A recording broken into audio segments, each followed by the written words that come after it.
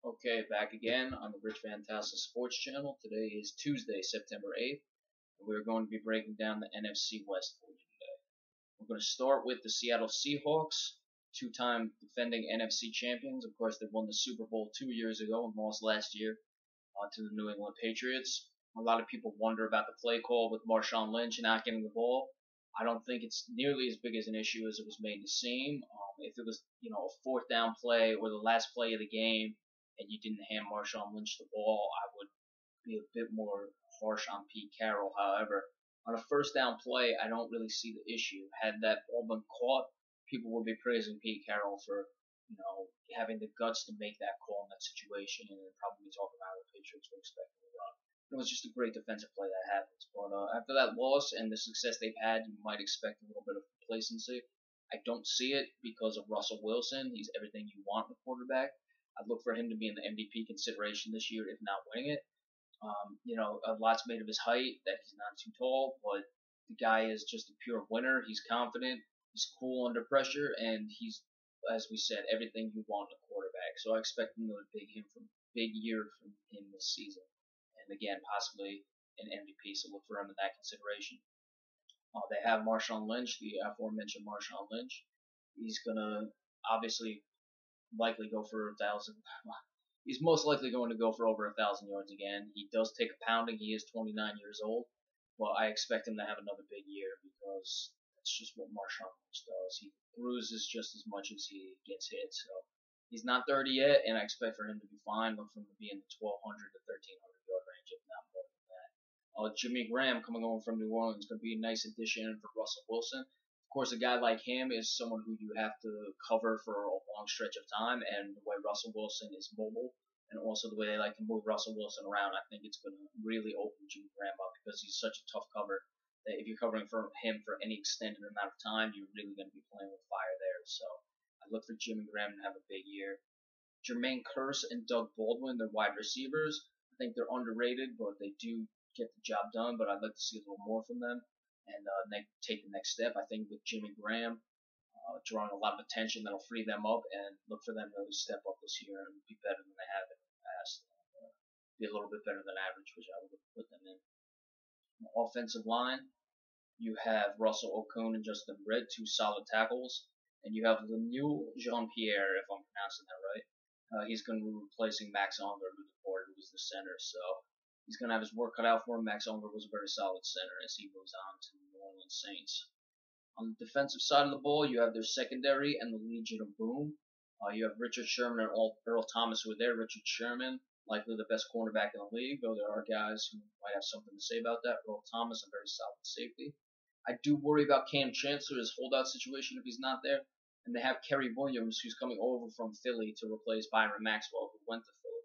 Kerry Williams is a big guy, 6'1", so he has the needed size for corner in this day and age. However, he has been seen to get beat, especially the Sunday night game last year against the Cowboys. Des Bryant absolutely had his way with him, so we'll see if he can replace Myron Maxwell. I think that they're downgrading that situation, so I worry a little bit about their secondary because they're losing Cam Chancellor. We don't know if it's going to be the departure of Byron Maxwell.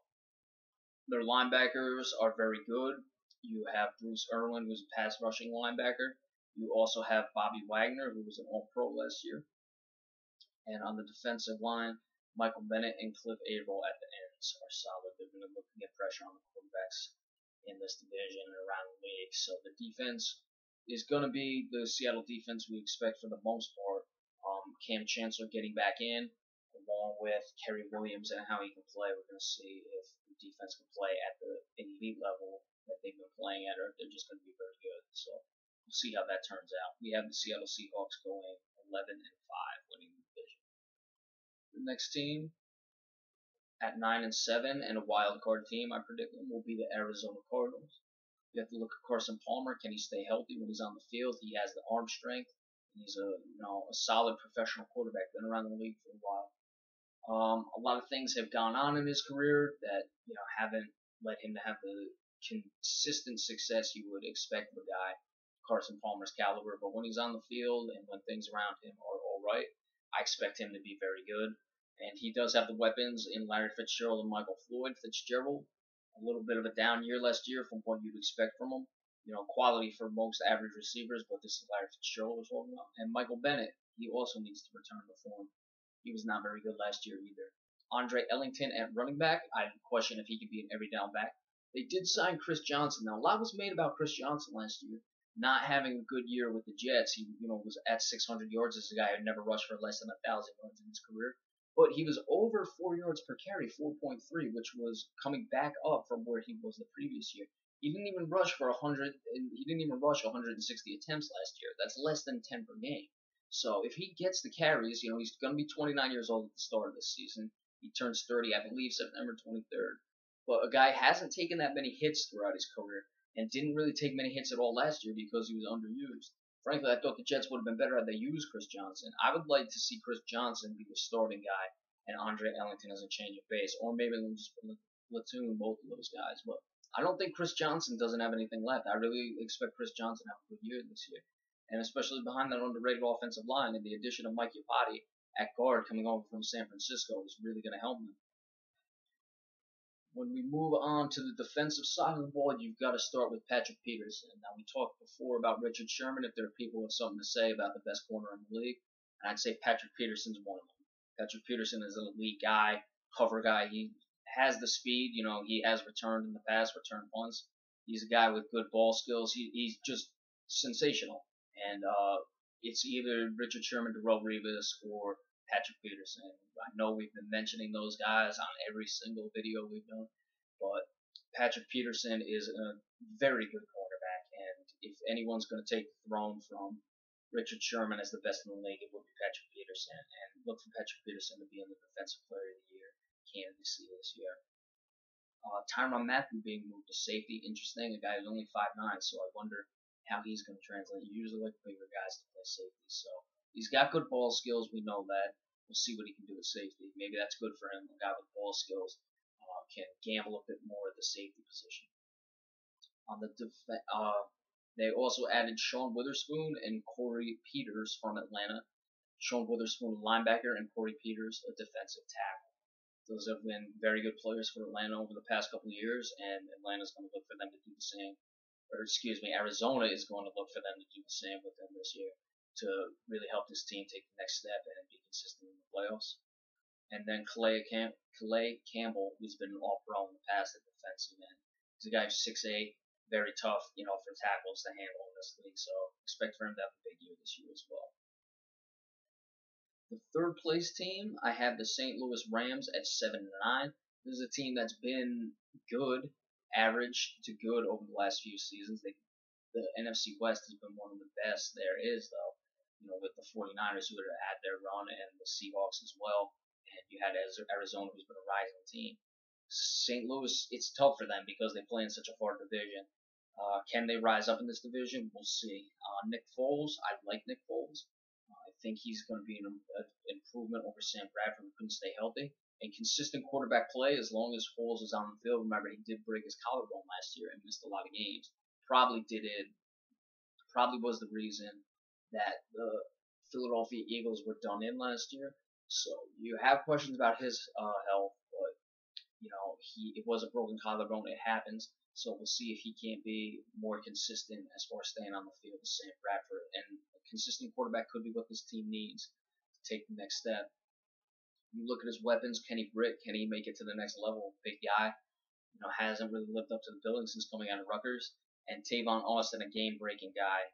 Absolute speed demon, and he's going to look to get downfield for Nick Foles' big arm to create some big plays for this offense. I wonder how long it's going to be until Todd Gurley starts, the first-round pick from Georgia, coming off of an ACL injury he suffered last year. That was early in the year with Georgia. I expect him to be ready to go very shortly. I look for him to be the every down back, and I really like Todd Gurley. I expect him to be a very good player, possible offensive rookie of the year, as long as he's on the field and is fully recovered from that injury. But we're talking about a cruising running back with speed. Todd Gurley, very good player. Look for Todd Gurley to have a big year. And I look for Trey Mason, who's the current starter, to be a complimentary guy to Todd Gurley. A different, smaller back, change of pace back. And that could be a nice 1-2 punch for them in the running game.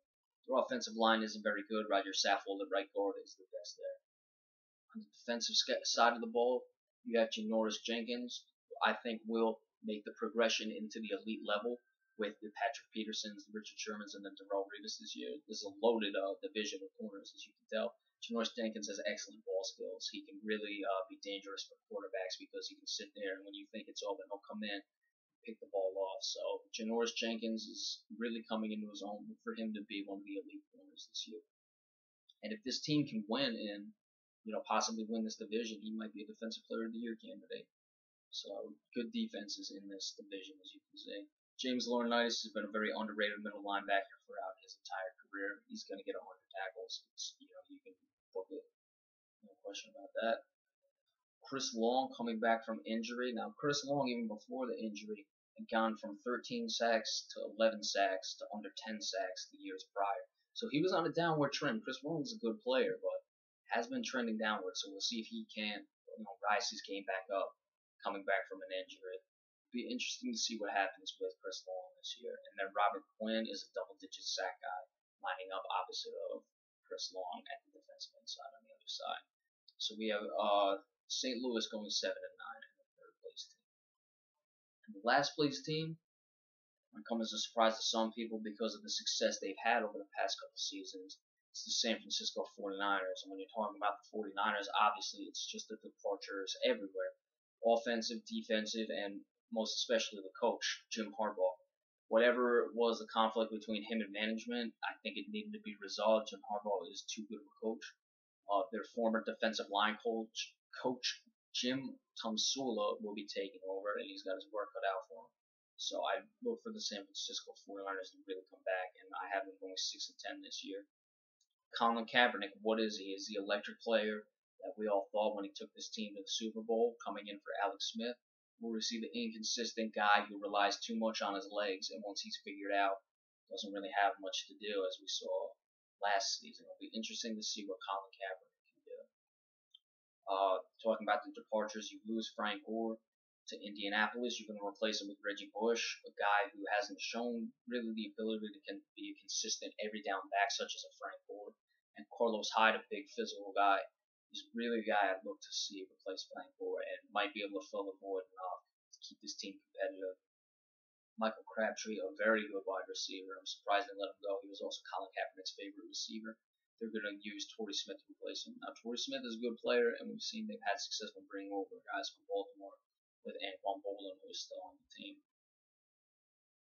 They've also lost on the offensive line. We just talked about Mike Iupati leaving to go to Arizona at left tackle, and Anthony Davis is lost at right tackle. Iupati was the left guard. Anthony Davis is the right tackle. He's going to be replaced by Eric Pierce. Solid player, but Anthony Davis will be very good. So it's going to be a struggle to see if they can replace him. And they do have Joe Staley, who's a perennial All-Pro on the left end side, or left tackle position, a guy who's right up there with Tyron Smith is the best in the league.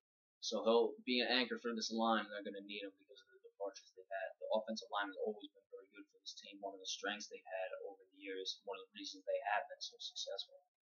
We move to the defense. You lose two of your best players, Patrick Willis, perennial All-Pro, defensive rookie of the year at one point, excellent middle linebacker. He's gone. He retired, as well as Justin Smith, who was a guy who gets sacks, get pressure on the quarterbacks, great in the running game. So that's really, really going to hurt this defense.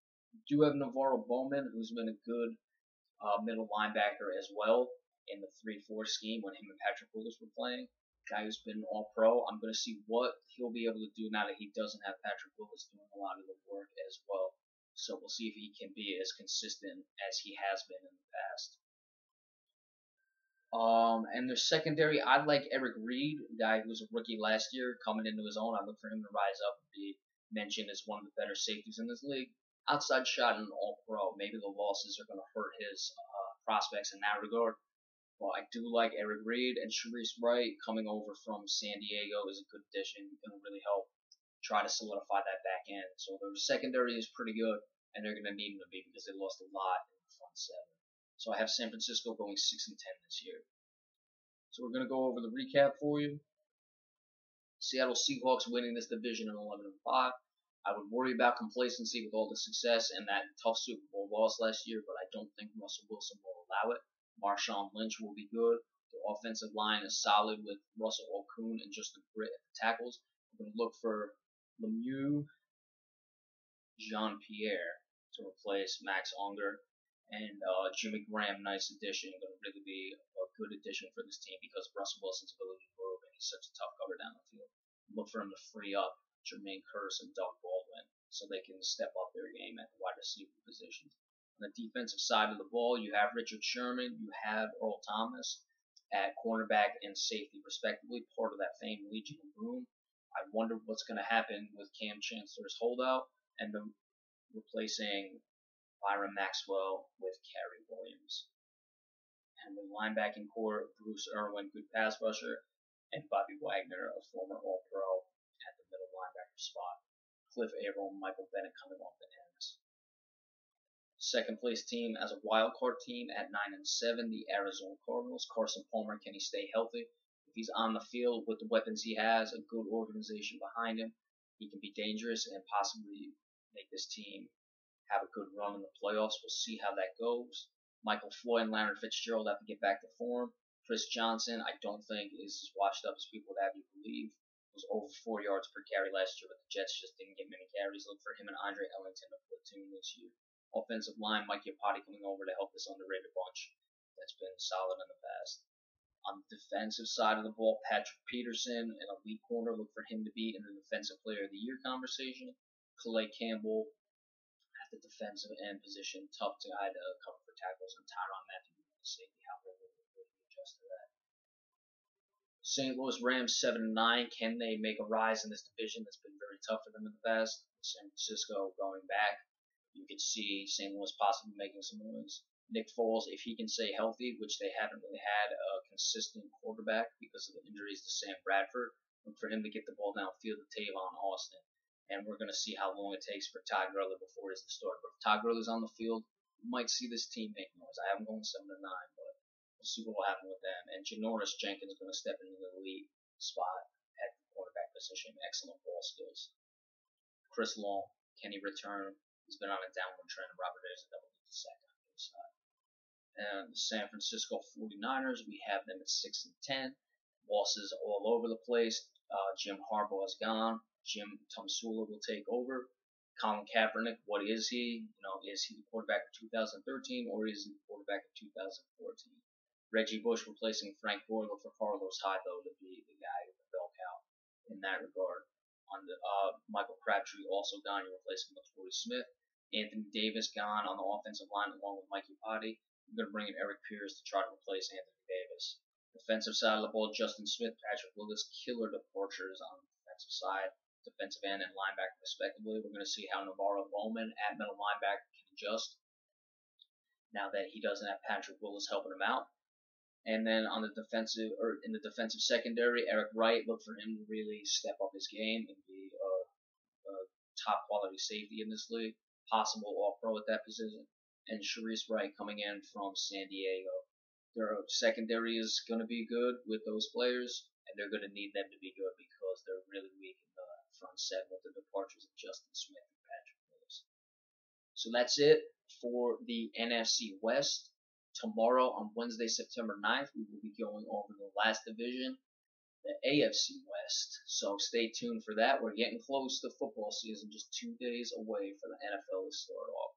So we look forward to breaking down the AFC West for you tomorrow. Thanks for watching.